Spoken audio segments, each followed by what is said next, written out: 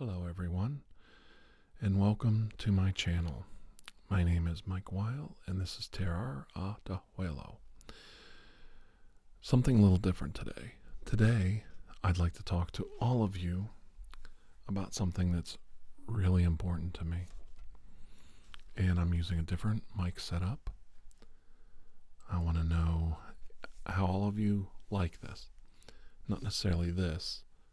We'll do something a little different, but hoping to design a DJ character to go along with Dr. Andrew Michaels. And yes, I look like a middle-aged DJ, so play what you are, play what you know. Okay, real quick. Today I want to talk to you about an urban legend, and he's real. His name was Raymond Robinson. He also went by the Green Man and Charlie No Face. Now, also got some peanut brittle here. I don't know if you'll like that. I don't think I'm gonna like it because I can't open it.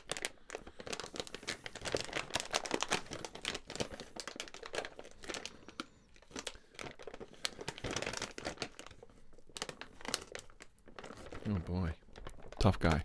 Can't open his. There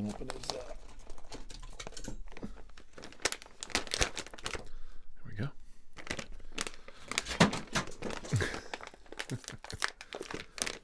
Boy, we're on the spot here. Okay. So today we're gonna have a little bit of peanut brittle.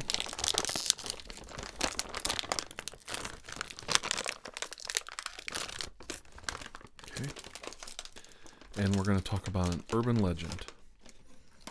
Now, I grew up in Northeast Ohio, south of Youngstown, and I still live there today in a small town called Salem, Ohio, which is probably one of the most haunted places in the state. But we have nothing compared to the Butler, PA area. They had a real live urban legend, and his name was Raymond Robinson. Now, what happened was back in around 1919, Raymond was just a little boy. I'll read some of this for you so we get the story exactly right. June 18th, 1919, after World War I was over, he was down by some train trestles that were elevated, an elevated train, and it was a electrical powered train. Now, back then, they used to have electric trolleys that took men back and forth to work. Now, the kids knew not to go up around these high voltage wires. They knew, but they saw a bird nest up there. And a little boy had been killed not very much before this time period by climbing around up there. But boys will be boys, and they saw a bird nest, some eggs maybe, little baby birds, and so Ray climbed up there. It didn't take long before he made contact electrically, and it blew his eyes, his nose, part of his ear, and literally his whole face off, burned it right off. And it burned his arm down to the elbow on his left arm.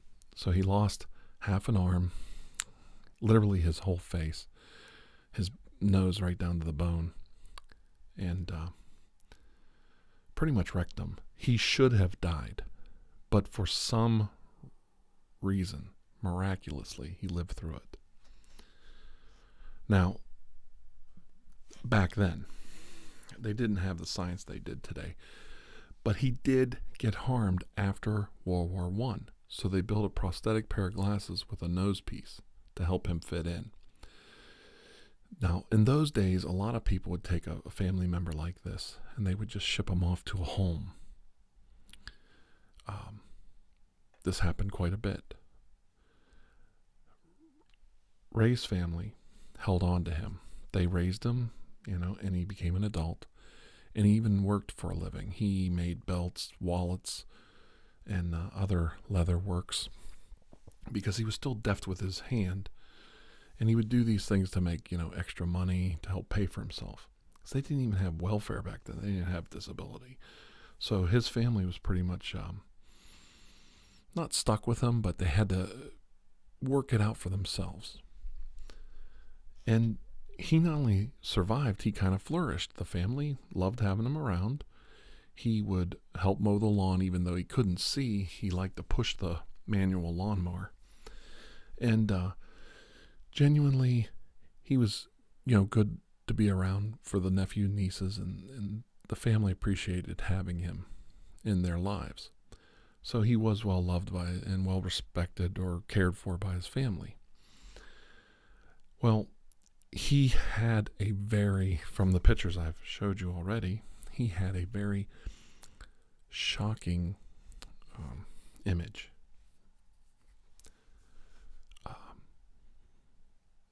And people weren't as kind as they are today and understanding of people with differences.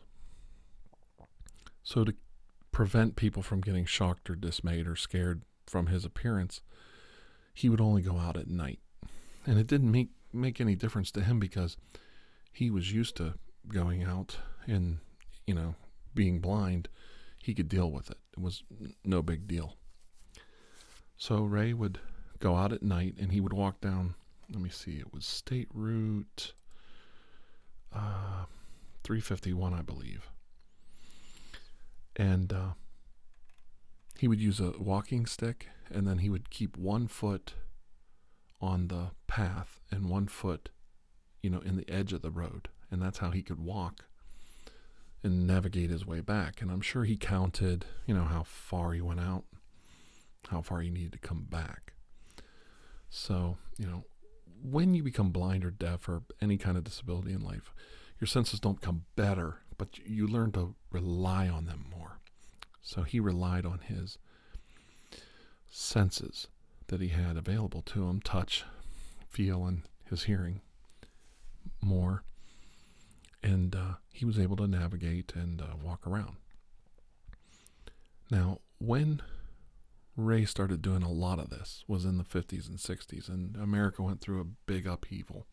Now, I'm going to come into this story. I'm actually going to myself come into this story. As time progressed, a small legend started floating around about the Green Man. Now, you have to remember, because his skin was so burned, there was veins close to the surface, and his skin was, like not complete, not very thick, very thin. So his skin had a little greenish look to it. And I would think that they've never really completely explained where the Green Man came from. But from what I've seen and heard in my own experiences, it was because he had the veins would have the, blood close to the surface.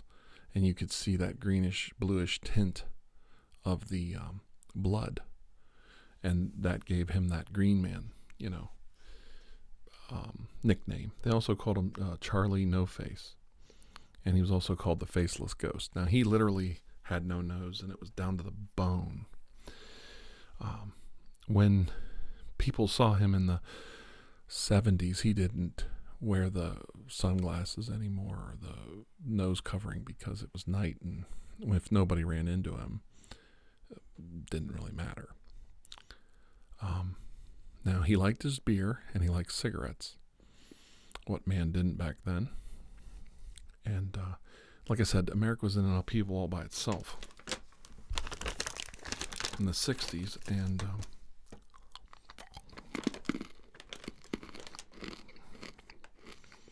well, that's some nasty peanut brittle.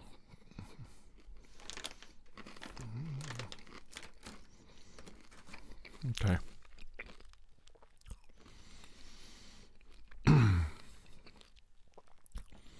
So Raymond would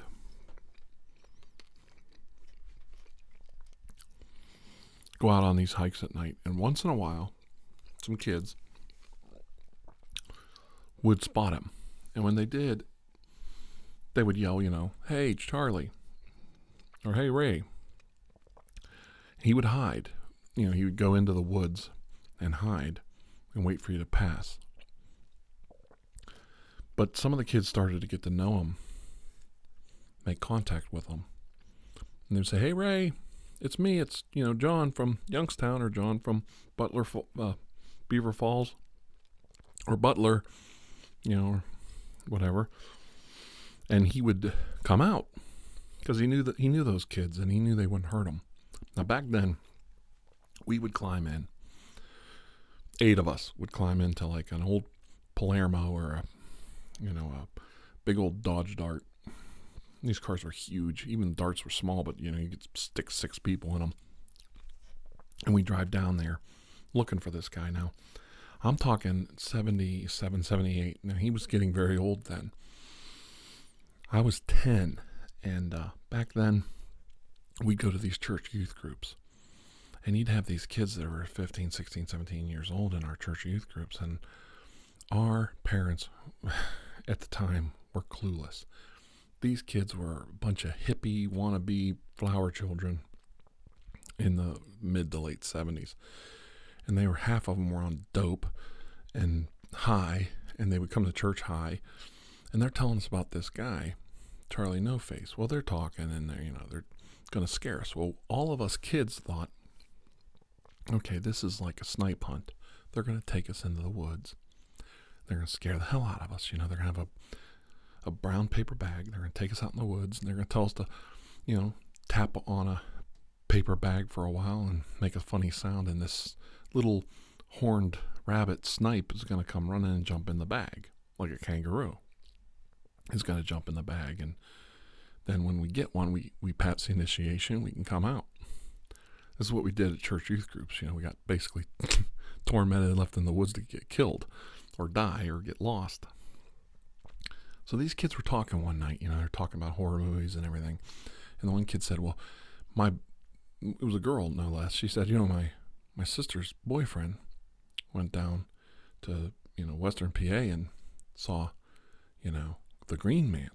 And the Green Man, he drinks beer and smokes. He's got no face. And he's green. His arm's missing. And she painted this, like, wretchedly scary picture. We were terrified. Now, we used to go to the retirement homes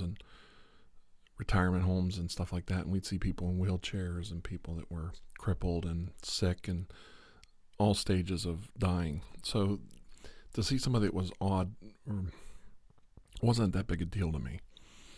But we were curious. We thought it was a joke. They said he had a gun that the police gave him to protect himself and all this bull crap, which wasn't true. He didn't carry a gun. So we were little kids, and it was getting Halloween time. We said, well, we want to go down there. So they threw us in the back of this car. A couple carloads. We went down there with this kid that supposedly saw him. And we get down there, and there's a couple cars already there. And sure as hell, there's some dude standing in the bushes. And he looked normal from a distance because, you're little. They said, well, there he is. He's right over there. Let's go. We walk over, and I see this guy, and I'm like, holy hell. Now, you got to remember, we're little kids, and we were like, oh, my Lord, what the hell are we doing here? There's kids smoking dope, too, drinking beer, doing whatever. And somebody said, what do you bring kids back here for, man? So they just, hey, they want to see Charlie. No Face. And if you knew him, you would say, Ray. If you didn't know him, you'd say Charlie. So right there, that let them know that we didn't know who the hell we were talking about. We didn't know anything. Well, he kind of waved and was friendly, and it was shocking. It was shocking to see him, but then when you stand back and just observe things for a minute, you realize he's not some weirdo. He's not some freak. He's not some demon. He's just some guy that's been through an accident. He's pretty messed up. It's a wonder he lived. But there he is, and he's okay. He was, kind of joking and mumbling, didn't really talk a lot. And it was because he wasn't comfortable because we were there. So a couple guys were talking to the older kids, and then they said, "Well, okay, we saw him. Let's get out of here." We weren't that scared when it was all said and done. We thought he was kind of interesting and wanted to hang around a little bit. The older kids realized that, there's some real adult stuff going on here. And we better get out of here. And they weren't comfortable, and they really weren't welcome, because the kids that were there were friends. Not friends, but they knew Ray, and they really didn't want us hanging around. So we got out of there. Of course, by the time we got back to the Youngstown area, everybody was talking how they did this and they did that. But the truth of the matter is, everybody was literally pissing their pants around him, because we walked right up on like a real deal. This was something else.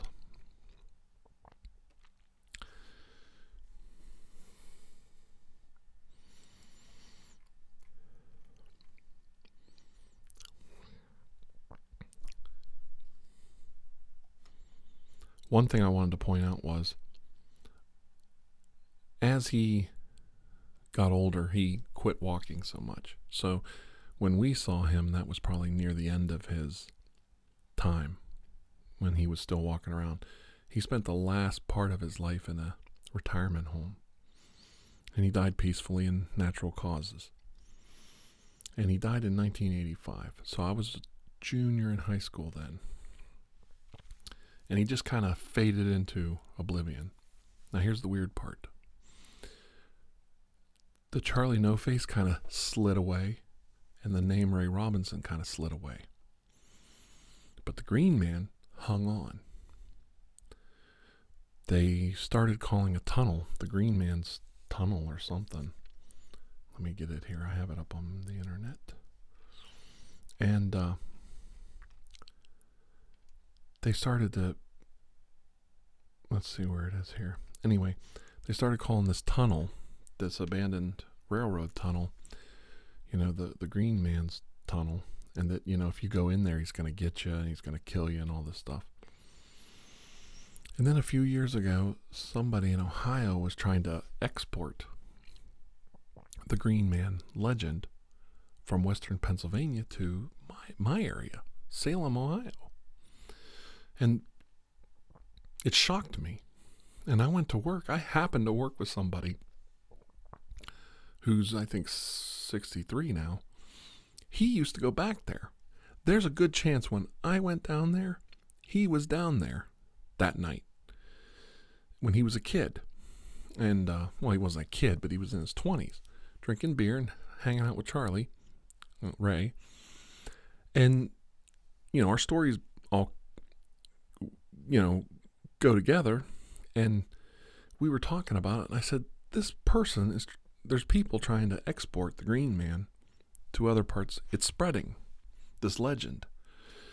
And he's like, no, he was down there near Butler area, and around Route 351 and these little back roads. And he wasn't down in Aliquippa, I think is where that tunnel is in western Pittsburgh, west of Pittsburgh. He never went down there. And the idea is, if you pull up there to this tunnel, the Green Man will come out, and he's got electrical, and if he touches your car, it'll stall, then he's got you, and it won't be able to start, and it's called the Green Man's Tunnel, and it's in western, he went east, so the legend went east, and it also went west. He never went there. He'd never been there. And he wasn't a dangerous, scary person. He'd shake your hand or joke with you, have a cigarette with you, have a beer. He was a harmless character. And he was very kind. He was very polite. And he would let you take a picture with him if we'd charge you a little bit for it.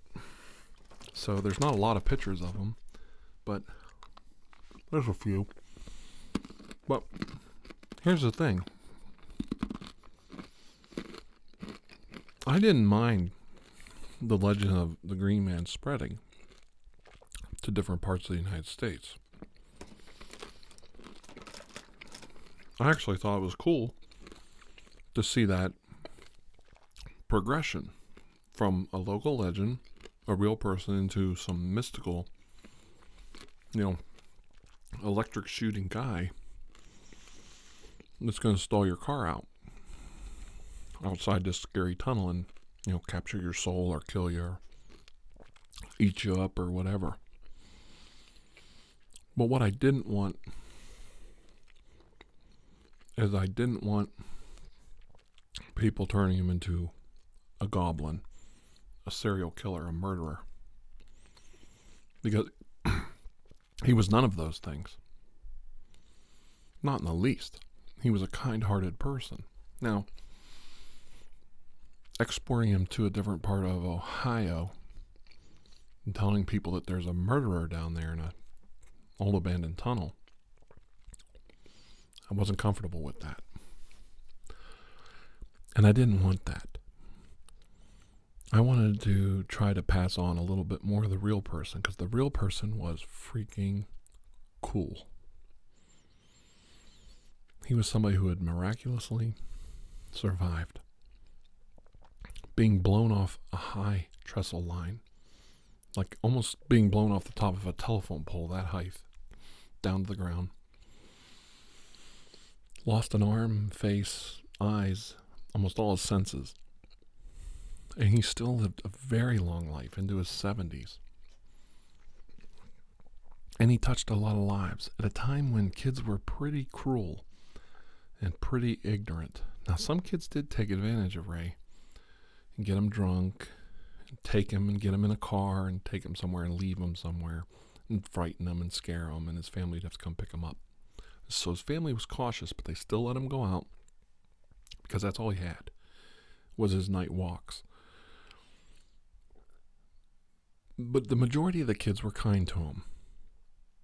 And kids started to kind of look out for him. And then in the late 70s, like around the time we started going down there, it got popular to do this. So like, there wasn't like, when we got there was 2 cars plus our 2 cars. There's 4 cars on the road parked off to the side.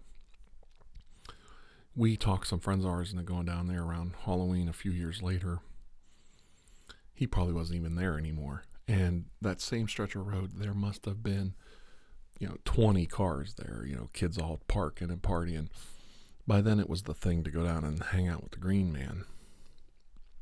And, he wouldn't show if it was like that, even if he was there, because it wasn't safe for him.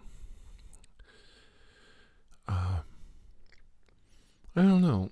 I think it's neat how these things go from the real person into the legend. But I think in this case, the real person's a little more important than some spooky ass Hookman legend where, you take a girl down to the woods to make out and the Green Man's gonna get you, he's gonna shock you, and your Peter's gonna fall off. If it's harmless, that's one thing, and if it's silly, it's one thing. But I don't want him to be exported out as a killer. We have enough John Wayne Gacy's and enough Jeffrey Dahmers out there and enough mass shooters. I'd rather concentrate on the real person and that he was a pretty cool guy. And his family loved him, and his family took care of him in a time when families didn't always do that. So it's kind of neat to me. If you want to learn more about the Green Man, I have 3 links to some reputable websites, including Wikipedia. Yes, he is so popular, he's an actual Wikipedia entry. And you can see that he's a real person, and you can learn a little more about him. Hopefully, videos like mine will help spread more information about Charlie No Face, whose real name was Raymond Robinson. And by doing so, we can prevent his memory becoming a scary, evil legend. I just don't think it's right to take a good man, a harmless, innocent soul, and vilify him and demonize him. So, if anybody ever asks you about Ray Robinson, Raymond Robinson, or the Green Man, or the Faceless Ghost, or Charlie No Face, you can tell them, the real story. Thank you for joining me today. I know this isn't my usual style of video. If you like these talks, please let me know. If you like the sound that I used in this recording with my microphone, please let me know. It's not binaural, but it's definitely a very good condenser microphone. And if you would like me to do a DJ character, please let me know. I've got some really great ideas for it.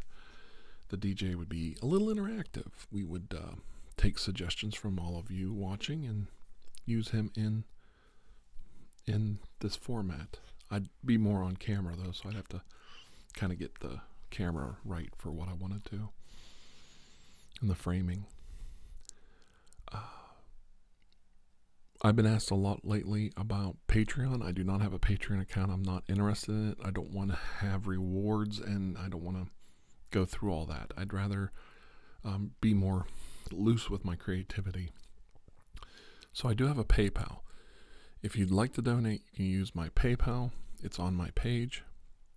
If you have a request, you do not, under any circumstances, have to donate money to this channel to get a request filled. Each and every request will be taken on its own merit. If it's something I think fits into the storyline that I'm working on or something I'd like to do, I'll do the request. If it doesn't, I just won't do it. It's all on how I feel. And that's where I want to play loose and fast with my creativity. I don't want to get bogged down on one thing.